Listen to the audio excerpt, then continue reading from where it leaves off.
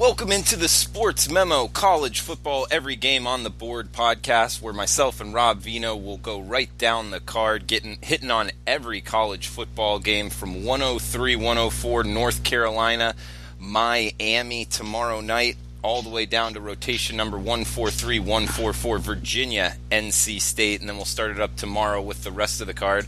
But without further ado, our guest today, Rob Veno. Welcome to the show, Robbie. Glad to be here. Drew, how are you today?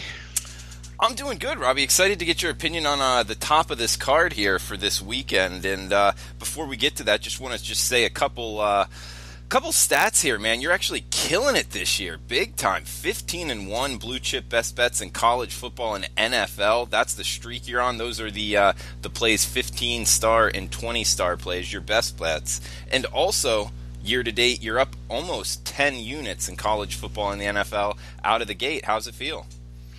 It feels great when you're winning, Drew. We know that. Certainly things have gone real well. You'd like to say that off-season preparation really helps to get off to a real hot start. But we know that these games are, funny sometimes, and sometimes all the preparation in the world doesn't help. But so far, things have gone our way. Still looks, pretty good to me as I look at stuff. I'm pulling stuff off that seems very, very winnable. So we think we're getting the best of numbers here each and every week. And, we'll try to continue that. Put a play out yesterday for the NFL because we were looking to get the best of a number on Thursday night. But to be up 10 units this early in the season without September even gone by yet is fantastic. Yeah, congrats to you, Robbie. And also want to give a shout out to your baseball as well. You're up 21 units on the season, which is a feat in itself. That's on a 1 and 2 unit scale, guys. And he does have a play going today at sportsmemo.com. And of course, it's Wednesday, so it's $9 Wednesday. You can get his 15-star best bet, blue chip bet in MLB for only $9 today. So check that out at sportsmemo.com. Robbie, let's get right into it. A good one in the ACC here, 103-104 North Carolina at Miami, a game I think I'm going to be going to tomorrow night. 55 the total, 17.5 right now. Miami laying at home at Chris. Looks like 18 at most other books. How you looking to bet this one, Robbie? Well, it's an interesting spot because UNC gets so many of their suspended players back. A lot of suspensions served, including that of quarterback Chaz Surratt, who's not going to start this game. Nathan Elliott, who's been the starter all along, will retain his starting status. We'll see if Surratt gets a chance to get into this one, but just the fact, like Larry Fedora has said this week, that they finally have depth. They were out 17 players, whether suspended or injured, off of their roster in that ECU upset.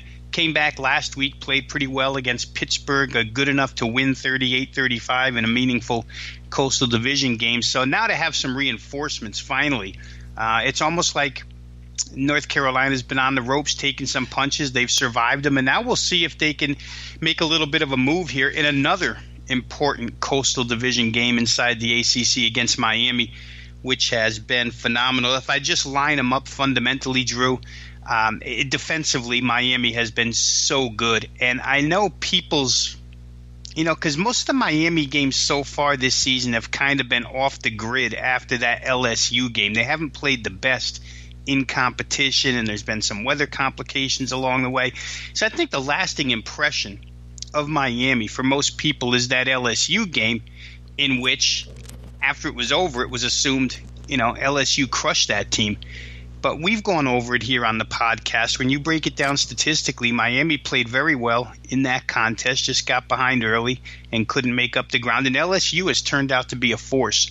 So I don't think that Miami's defensive statistics, 79 rushing yards allowed per game, 224 total yards per game, are fraudulent. Miami's a real good defense this year.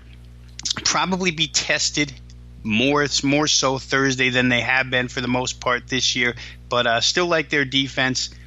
I think the point spread here, though, is too much. I can make fundamental cases for Miami all I want, but to lay 18 points in this game, I think is an overlay, and I would be more than willing to grab the points with North Carolina in this one, figuring that as far as rotation depth in Miami and what figures to be a hot situation tomorrow night would help North Carolina a little bit. Power ratings made the game Miami of Florida 16.5.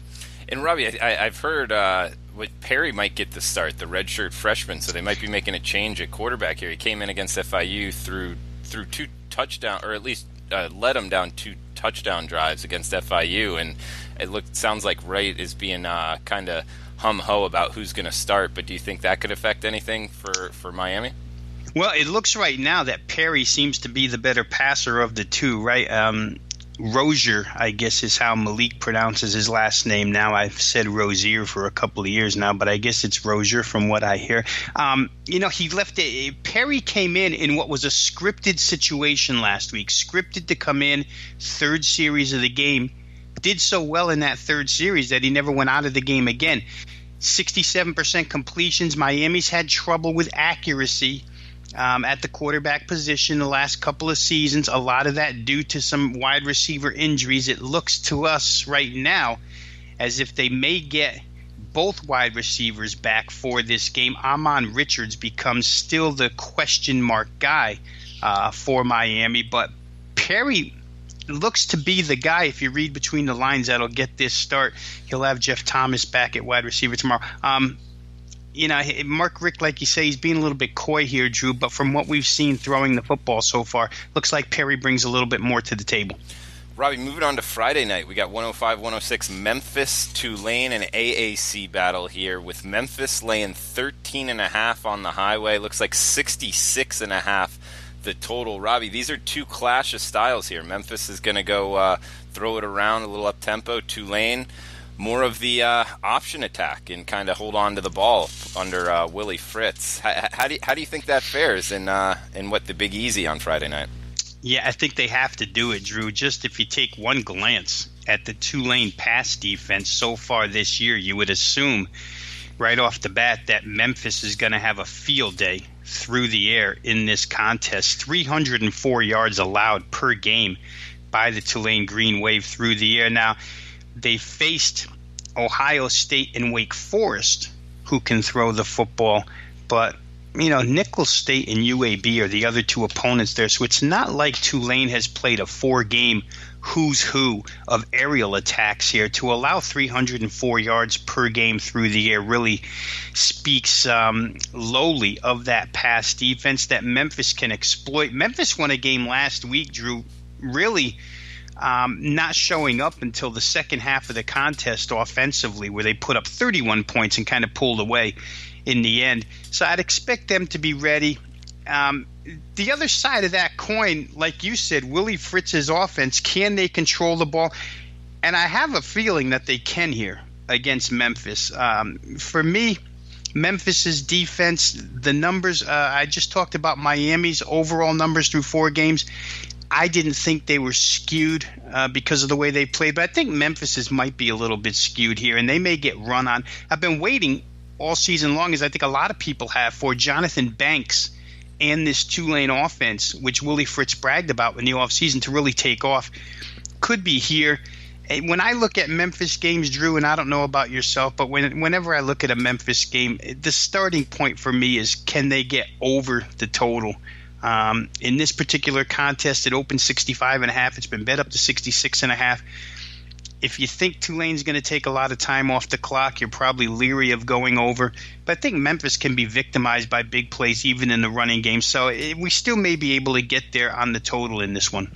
Yeah, it's an interesting concept to think, because that's the handicap. If Tulane is able to get long drives being at home against the Memphis defense that they could be able to run the ball on, it's almost like this number at 13.5 and maybe the under at 66 makes sense. But at the same time, this one jumped off the board at me as the number's not big enough because of that Memphis offense, and they can really kind of press the pedal there and make 13.5 look pretty small. So it can go one of 2 ways. I see a lot of volatility in this one, Robbie.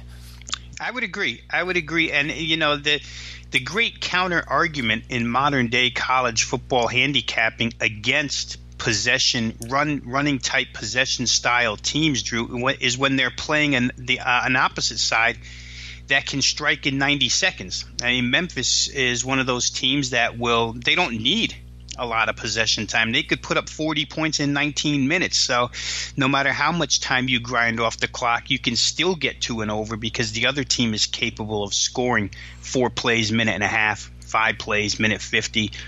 So that's what makes it a little bit tricky here. We'll see. I think the read for me is whether or not the Memphis defense is as good as the numbers indicate, and I'm not so sure it is.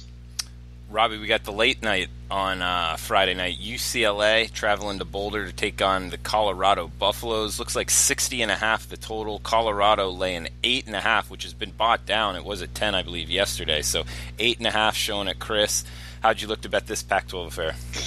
Yeah, well, it's an interesting game because for the Colorado Buffaloes this season, the offense has, Darren Shiverini, the offensive coordinator for this team, a former wide receiver, but he's one of those firm believers in running a play every 15, 17 seconds. And you just have to believe that in Boulder, in the thin air, against an extremely young, freshman all over the place for UCLA type of squad, that the pace of the game is going to get to that defensive side of the football. Whether it gets to them right away from the opening kickoff, which it does, and it has so far this season to some teams, or whether it takes a little bit of time, remains to be seen. But I don't think there's any way that UCLA can slow this thing down or stop that Colorado offense.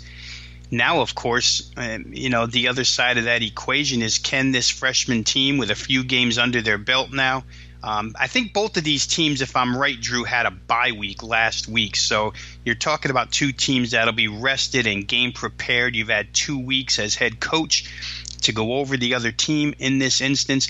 I'd expect them to be ready game plan wise. But once that first play is done, I think all bets are off at that point. And I think Colorado's offense overwhelms UCLA here. But again, Thompson Robinson at quarterback for UCLA and that offense, I'm interested to see any adjustments Chip Kelly might have made that could surprise Colorado here. Again, I kind of looked at this game from a totals standpoint, and right now we're looking at, a number of 60.5, which to me could be a little bit low. UCLA might have some stuff up their sleeve here where they, like I say, they can surprise Colorado with the 2 weeks preparation. Robbie, we move on to Saturday's card. We got 109-110 Army at Buffalo. Two teams that I would say have been surprising to the good side so far this year. Army looks like catching 7.5 on the road at Buffalo, 54.5 the total. You think Buffalo can handle this Army option attack, Robbie?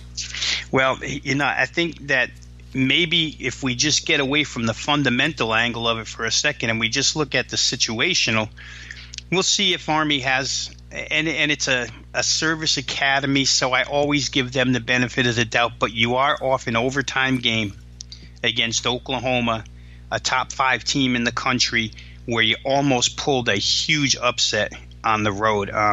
Does Army get right back up and come in with the same focus? Like I say, the service academy teams, I think they're so well disciplined that I always like to give them the benefit of the doubt. But they're going to come right back up against a very quick strike offense. Maybe that benefits Army, Drew. Maybe the fact that Army just ran around the field covering all the offensive options that Oklahoma has and all the quick strike ability that Oklahoma has, maybe that helps them in this game against Buffalo, where they can strike as quickly as anybody, and where Tyree Jackson, the quarterback of the Buffalo Bulls, is certainly making a name for himself amongst NFL scouts right now. We're going to see him move way up the draft board as this season goes on. And the fact that they've developed 2 home run hitter wide receivers now, Anthony Johnson we all knew, but KJ Osborne's come through. It's a lot for Army to handle 2 weeks in a row. Buffalo's been severely untested, I think, so far. The record is great. They're 4-0. They performed well. But Delaware State and Rutgers, you can throw those 2 games away. Those were two teams that really can't put up much of a fight. So you look to the Temple and Eastern Michigan games to get a true read on Buffalo. And you know what? Those two have pretty solid defenses, and Buffalo put up 35 and 36 against both of those. Got to figure they're going to do the same here. I don't know that I could go much higher than 7.5 with Buffalo, but I think this number at 54.5 for a total is really, to me, in a Buffalo game, pretty low. I mean, Temple doesn't have much in the way of offense, and Buffalo dragged them all the way to 65. Eastern Michigan doesn't have much in the way of offense, and Buffalo dragged them all the way to 63. So 54.5 here with Army. Like we said before, ball control or not, when you're playing these teams that can hit home runs quickly, you have to consider 54.5 going over the total. Robbie, we've got 111-112 Cincy, Connecticut. Looks like the Bearcats laying 17 on the highway, 59.5 the total in stores.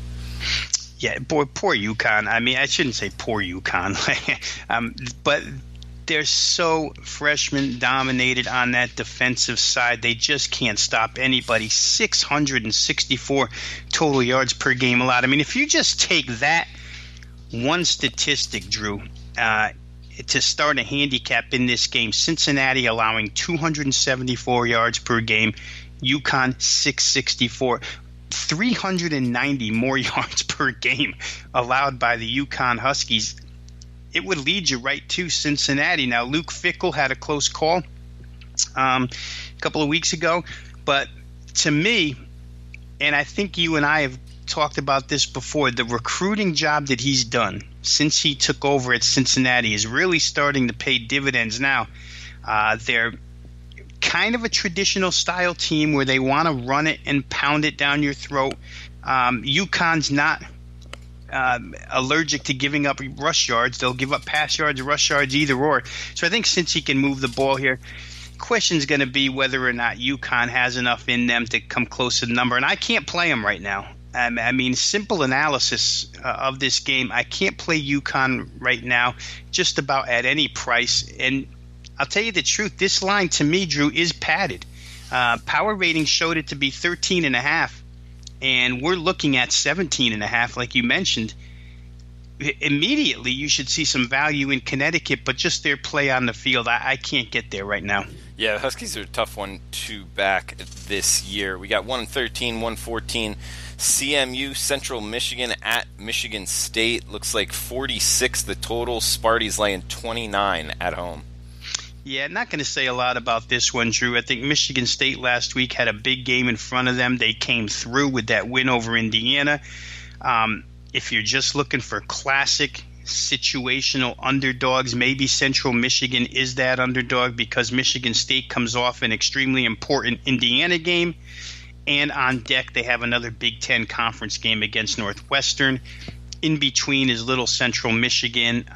It's very possible that their top running back, Michigan State's L.J. Scott, doesn't go here one more time. So I think they'll probably do enough to get by and look forward to what's happening the week after against Northwestern rather than put all their energy into this. I think, like I say, situationally, it's a classic spot for a 28-point underdog to lose the game but come through point spread-wise. Central Michigan's going to go in there, and they've got enough equipment to stay within that number. And what we've seen so far out of the Michigan State offense, I don't think that would encourage anybody to run out and lay 28 with them. You know, you got to score an awful lot to cover 28 points, and just don't know that right now Michigan State is clicking on enough cylinders to do that. And then when I throw the situation in with that, I think that the underdog probably looks like a pretty good play.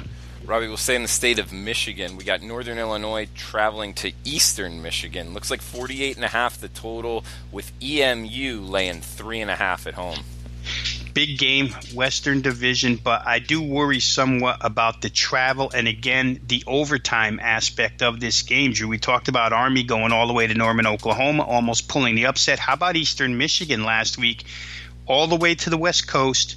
They get down early. They come back, and they lose a very, very tough, heartbreaking loss in overtime at San Diego State. Now travel back home and have to get ready for a Western Division matchup here against Northern Illinois, a very important one. Eastern Michigan, to me, right now on paper, is the equivalent of Northern Illinois at this point. So I would think that at home I would look their way, but that situation kind of bothers me a little bit.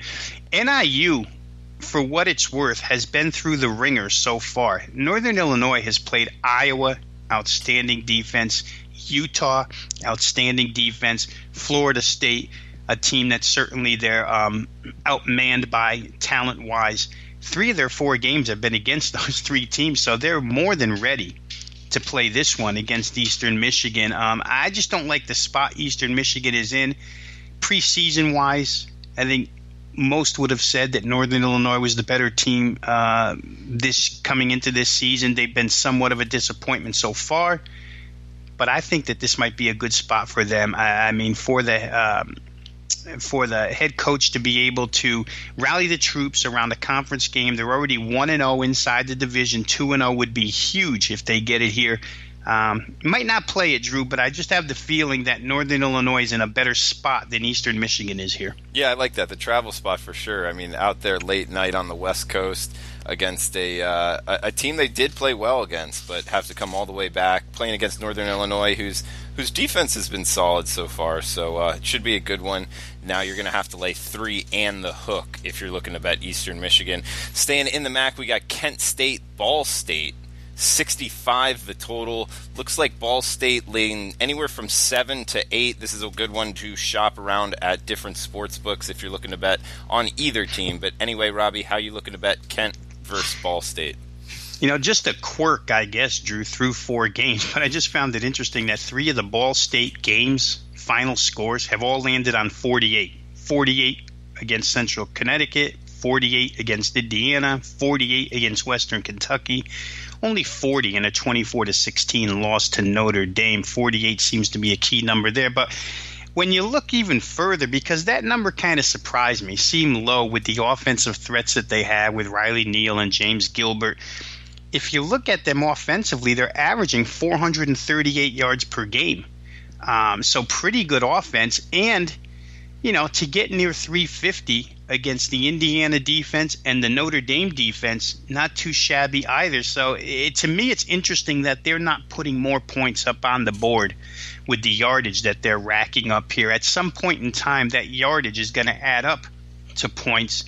It could start right here against the Kent defense that's been an absolute sieve all season long. But again, you know, we talked about this last week. Kent's new Bowling Green, Dino Babers style offense, where they just rattle off plays, has really produced some offense for them. Last week in that Mississippi game, the Ole Miss game, where there was a huge weather delay, Kent State still gets off another 84 plays. I mean, they're just going to come at you and run plays and run plays and run plays. And they're fairly effective on the offensive side of the football. They've had some tough opponents so far as well, non-conference. So to me, this one adds up to a higher scoring affair than what the odds makers see it as so far. I think that the quarterback play here will be very solid. I think both of these defenses will be a bit overwhelmed. Odds makers opened at 57, and then you see the opinion of the money come out full force, driving it all the way to 64.5 and 65. We've had a touchdown or touchdown plus move on the total on this game. Can't say that I disagree. Like I say, Kent for years has had the offensive philosophy of, you know, very sluggish, turtle-like, and this year that's all changed with the up-tempo offense. And I think that there's some out there that aren't generally following college football every single day, and certainly there's those out there who don't follow the MAC that were slow to transfer their opinion on Kent State's offense, but certainly that's not the case anymore. You can see that in the total up to 64.5. Right, we've got a battle here of 2 of the smaller schools in FBS football, by enrollment anyway. Rice at Wake Forest. Looks like the Demon Deacons laying 25.5 at home, 66.5 the total. Well, Jay Sawvell got fired, defensive coordinator for Wake Forest. That was big news Sunday morning. Obviously, the Wake Forest defense has been atrocious so far this season. The offense really has enough weapons to win a lot of ball games, Drew. The quarterback play has been phenomenal, although Sam Hartman left the game last week hurt. I think he's going to be okay. Despite that, even if he couldn't go this week, Kendall Hinton is now back after serving his suspension, the perceived starting quarterback to start the year. Wake Forest is they're really 3 deep at quarterback right now. So I don't think they'll have any problem there. The problem is going to be, can you cover this type of number with the defense that you throw on the field against a Rice offense that under Mike Bloomgren has been really impressive.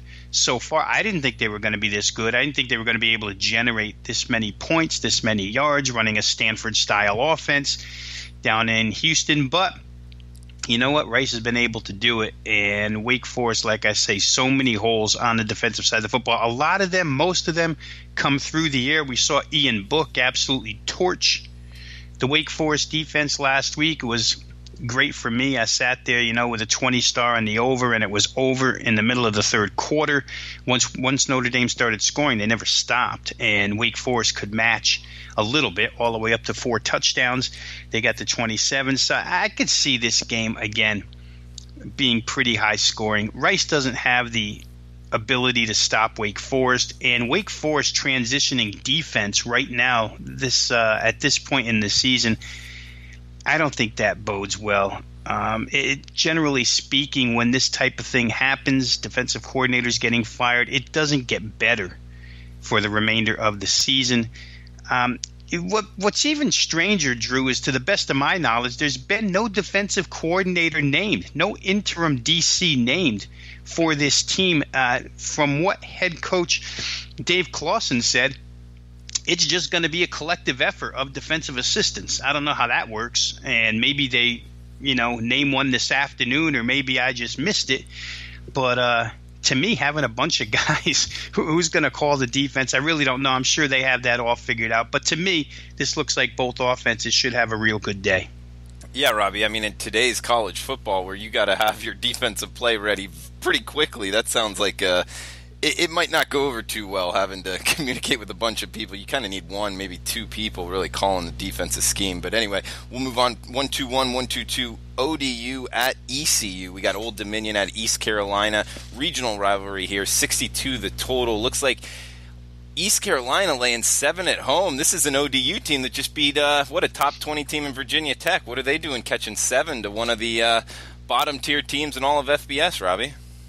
Yeah, if you're going to brag about how well your 20-star play performed last week, you might as well admit how lousy one of your 15 stars performed last week, because I thought Virginia Tech would have their way with the 0-3 ODU squad, and I watched that game from start to finish, and I mean Old Dominion torched that Virginia Tech defense. Now, that's a defense that heading into the season, especially in the secondary, we knew due to defections, whether they be supplemental draft, whether they be injury, whether they be transfer, that secondary was going to be tested this year.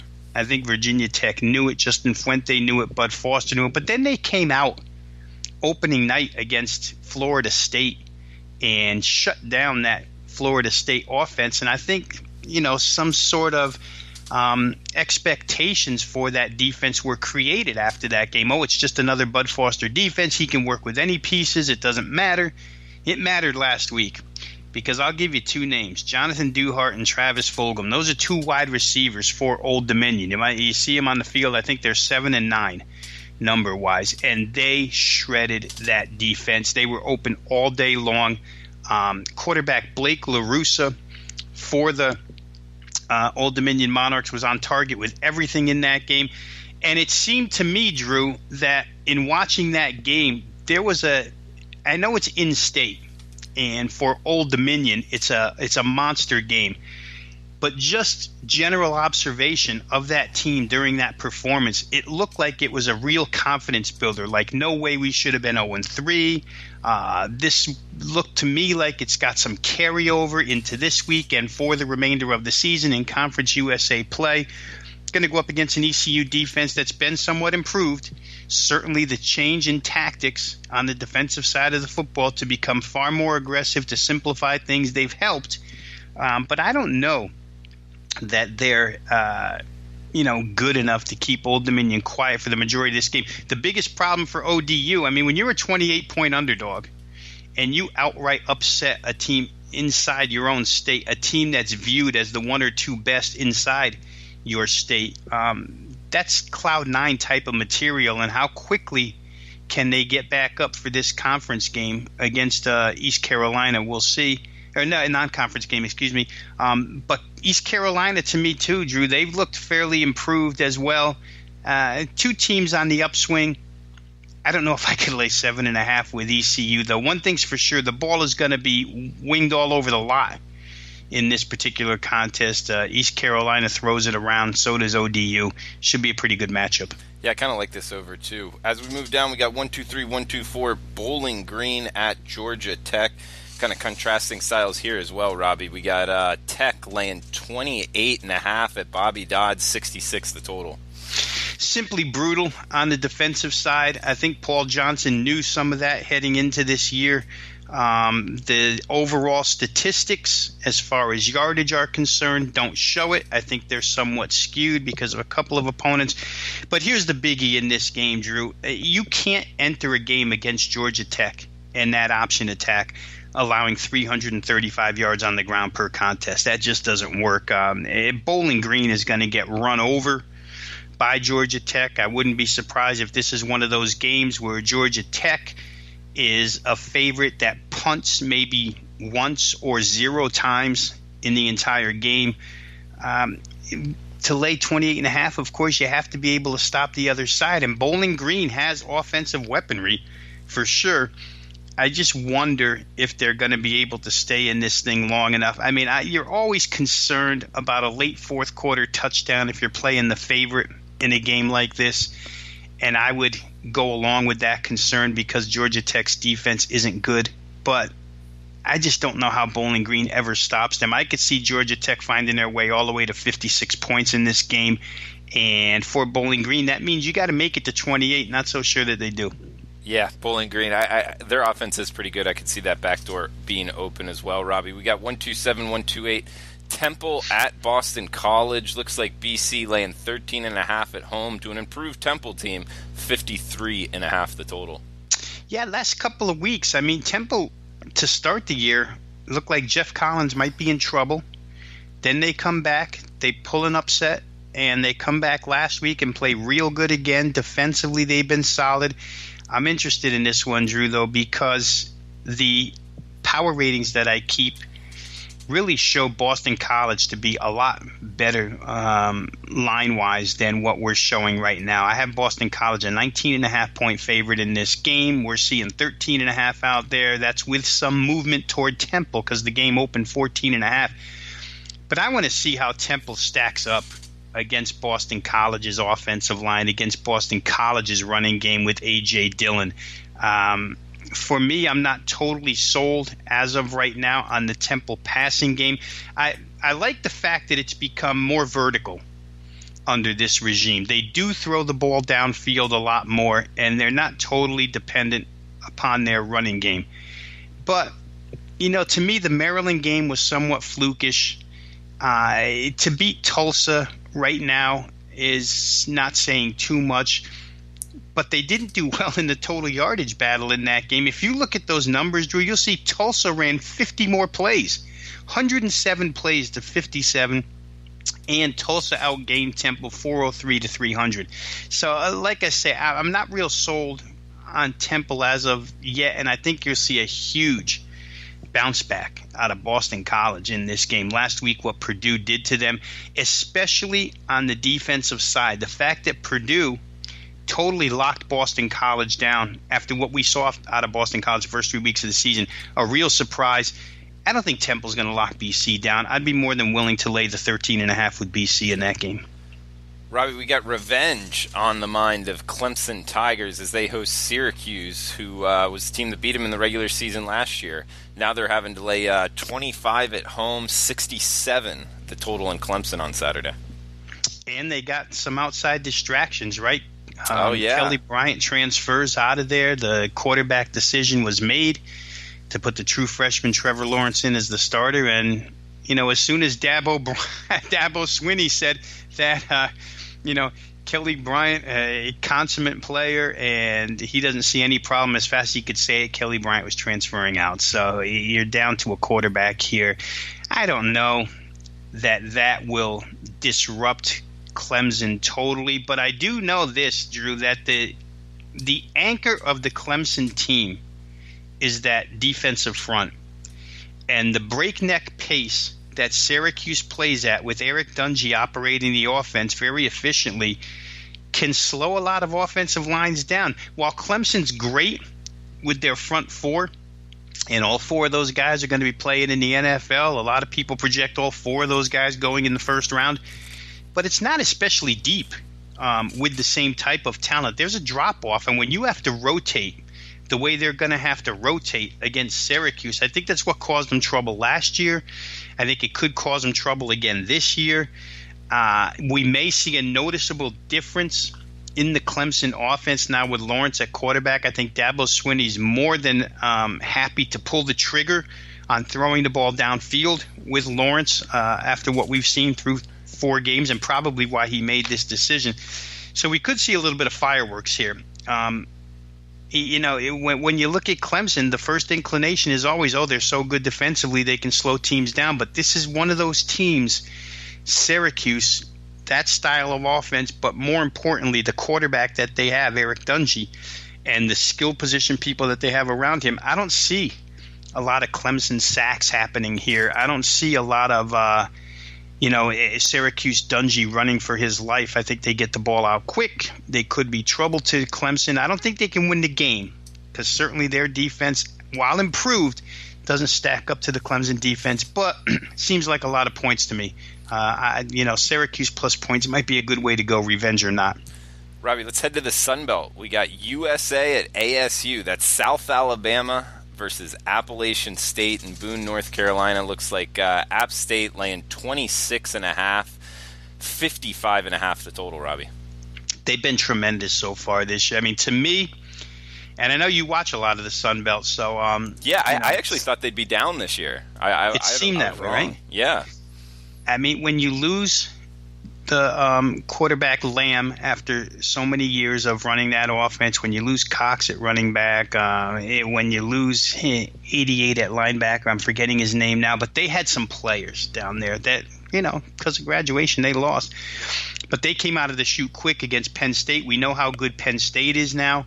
And there's been no turning back since then. I mean, they've demolished Charlotte 45-9, Gardner-Webb 72-7. Now, those two teams, power rating-wise, aren't going to get you too excited. But I think that the quality of offense that Appalachian State is showing so far through 3 games, and again, we have to revert back to Penn State because that's the only true test, and it's a real acid test when you go up to Happy Valley and push them to overtime. I think that speaks a lot of this team. Don't know that I can say the same about South Alabama, although I will say this. I read all off season long how South Alabama was going to be far more aggressive on the offensive side as far as passing the football is concerned. Now, it hurt them in the offseason when Dallas Davis transferred, and it hurt them when Dallas Davis's backup at quarterback, Cole Garvin, couldn't really take over the reins to the job. But it seems now in Evan Orth that they found a quarterback here, Drew. 69% completions. He's only thrown 1 interception in 96 attempts. So South Alabama has the ability to move the football some. It's going to be the biggest test Appalachian has had since that opener against Penn State because, like I say, the other 2 opponents don't scare you much. This total, for whatever reason, has gone from 64 all the way down to 55.5, 56. Could be some overreaction to what Appalachian's done defensively, but they're going to score their share of points against South Alabama. And my feeling on South Alabama is with Orth at quarterback, they can find their way to 17 or 20 as well. So at some point, I think there's some legitimate take back in that price of 55.5 on the over.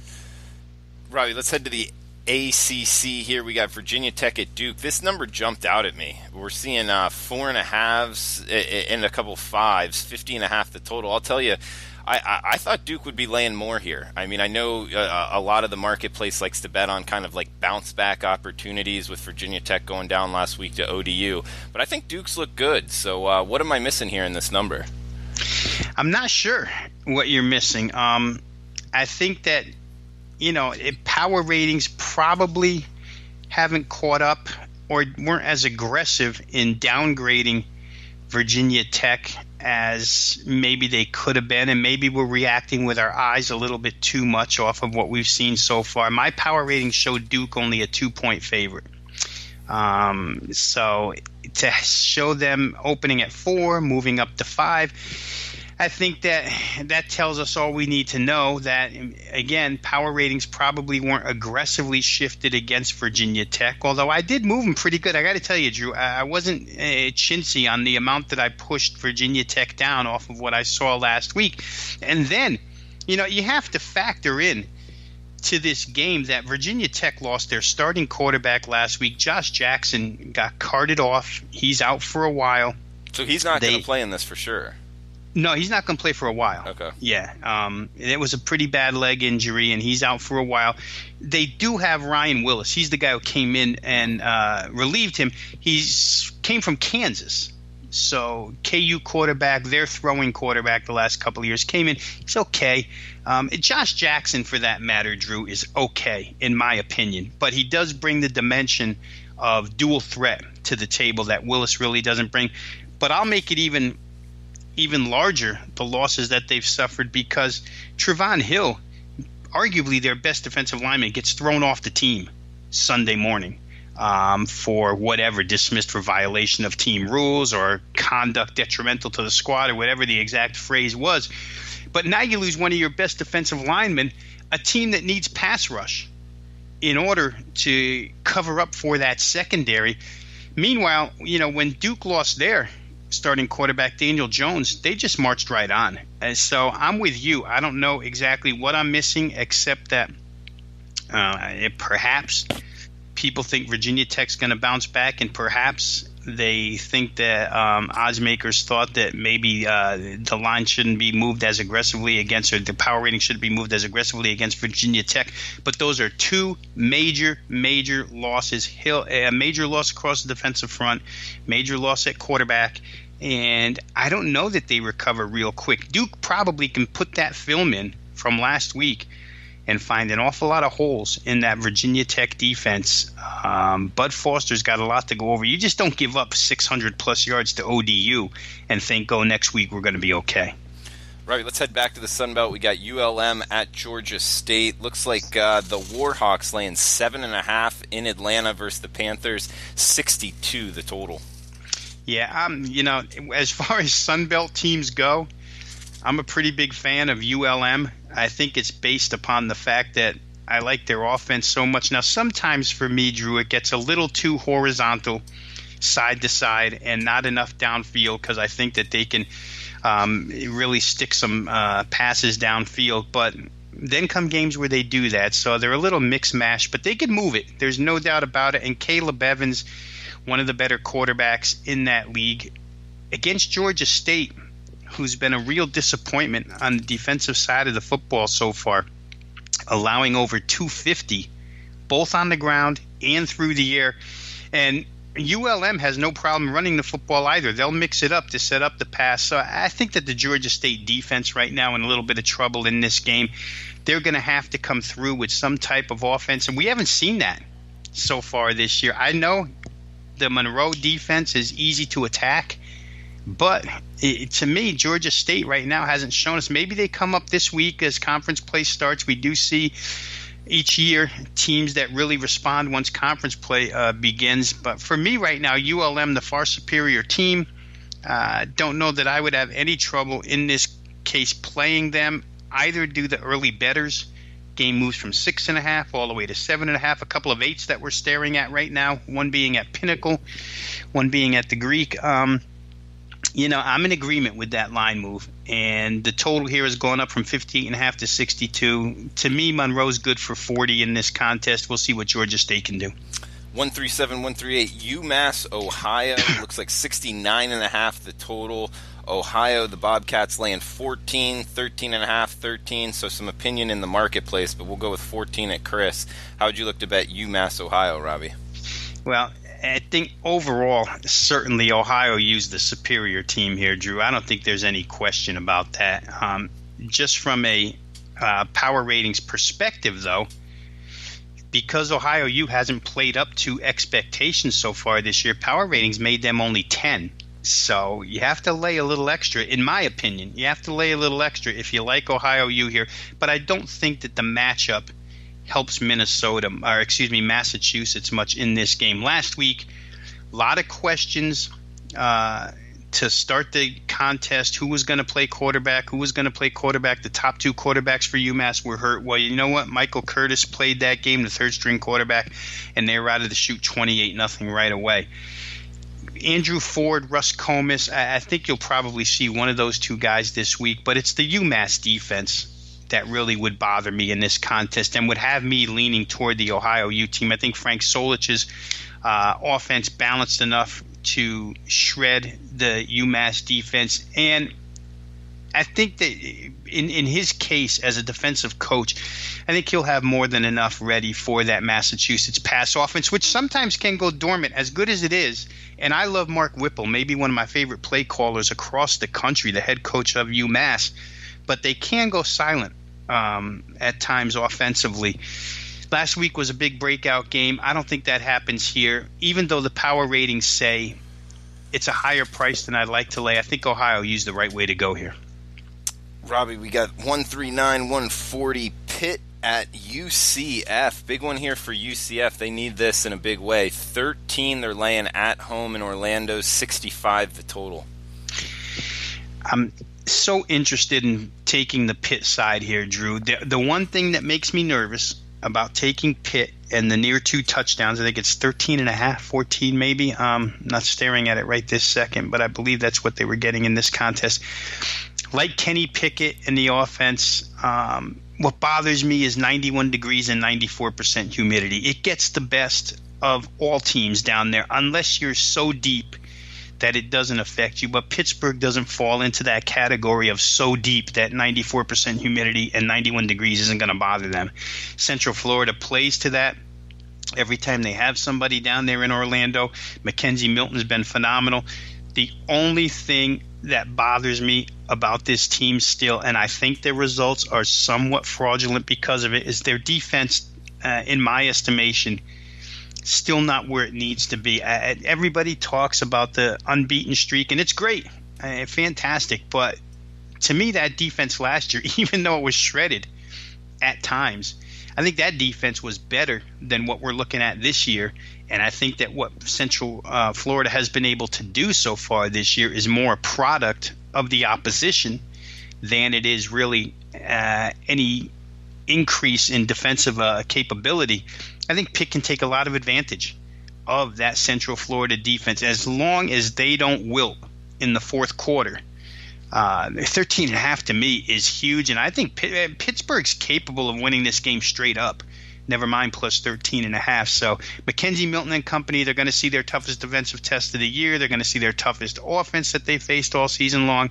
And for me, like I say, as long as Pitt's ready and they're not cramping up all over the place and coming off the field because of the speed of the UCF offense, I think 13.5 is probably too much. All right, looking to fade UCF. Interesting, Robbie. We got 141, 142 South Carolina versus surprising Kentucky team.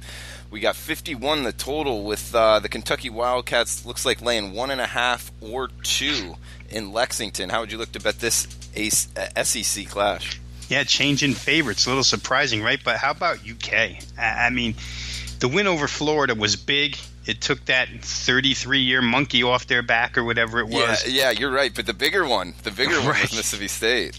And I mean, the fact that they beat them physically, Drew, which I would have never expected. Joe Moorhead, the head coach of Mississippi State, was none too happy for anybody who saw that post-game press conference. None too happy with his team's performance and looked pretty adamant that Mississippi State will get things fixed this week. But let's credit Kentucky first. I mean, what Mark Stoops has done with that defense, never mind the offense for a minute, but the defense and the fact that they can man up and play physical with a team as physical as Mississippi State and, like I say, simply dominate them in that contest. It's a real achievement for this team and how far the program has come. The next step beyond that is the physicality of the offensive line. I think you and I had this game in the podcast last week, and we talked about how Benny Snell said he could run on an NFL team. And I'm thinking to myself, this defensive front is no joke. I don't know if you want to say that. Well, Benny Snell could say whatever he wants because they ran up, down, through, and over Mississippi State last week. So, the real question becomes, how does Kentucky handle success? They haven't had success like this in a long time. Are they just becoming one of those teams that, roll from Saturday to Saturday and pick right up where they left off and play another solid game and win again against another good team coming in, a divisional foe in South Carolina? Will Muschamp's going to have something to say about that this week. As sharp a defensive mind as there is in football, college football right now, and I'm sure that they'll be well drilled in being physical against this Kentucky rushing attack. Terry Wilson brings an added dimension to the Kentucky offense, no doubt about it. The fact that you have to be afraid of him using his legs, that helps the Kentucky offense. I think they can only get better. This is a real good matchup, Drew, and I don't know that I could play it either way. I'm surprised at the immediate shift, the field goal move towards the Kentucky side. Perhaps people thought Kentucky should have been the slight favorite to begin with. And at 1.5, it's not that big of a move.